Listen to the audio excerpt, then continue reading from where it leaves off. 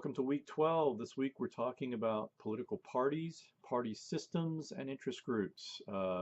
This is a section that we political scientists like to call the intermediary institutions, along with the media. Interest groups and political parties are an important way that political elites attempt to connect citizens to the political institutions. And parties do that in a number of ways. They recruit candidates. Um, they try to fill offices. They organize the legislature typically. Uh, and these are hard things to do. There are a number of different types of party systems. We increasingly see these one-party dominant systems, in some instances more overtly authoritarian, where literally you can't be a member of another party, like what you see in China. Then you have these kind of faux multi-party systems like what you're seeing in Russia and Egypt increasingly, where there's one party and they're trying to pretend that there are other parties, but they really don't allow and don't tolerate other parties to exist. Um, and then you have parliamentary systems that really can run the gamut. You can have two or three parties or four parties like you would have in the United Kingdom, and then you can have dozens of parties like you would have in Israel.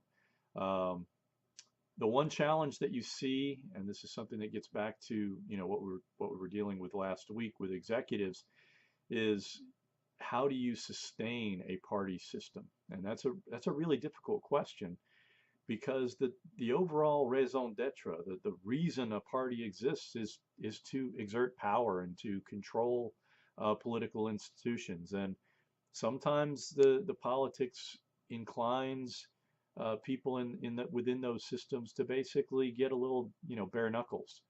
And I think that's one of the concerns that increasingly we're fighting with these days.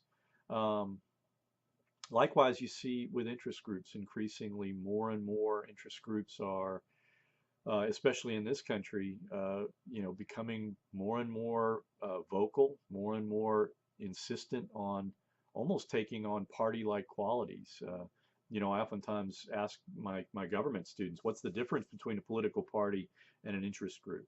And typically the answer is, interest groups merely want to influence the direction of public policy typically.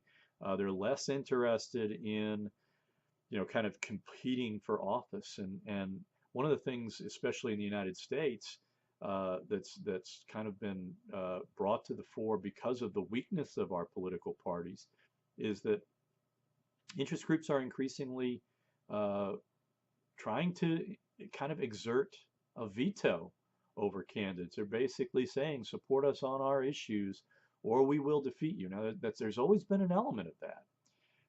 But my understanding of politics has historically been that it's been more interest groups have tried to play a positive role in exerting this influence over public policy.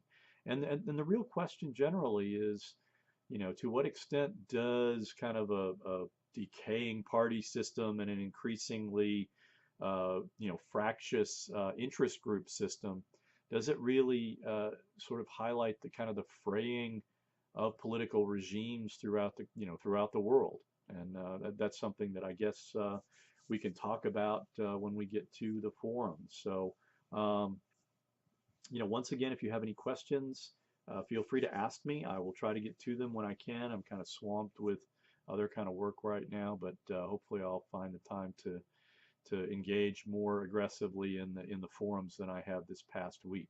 So let's learn a lot and let's enjoy the week.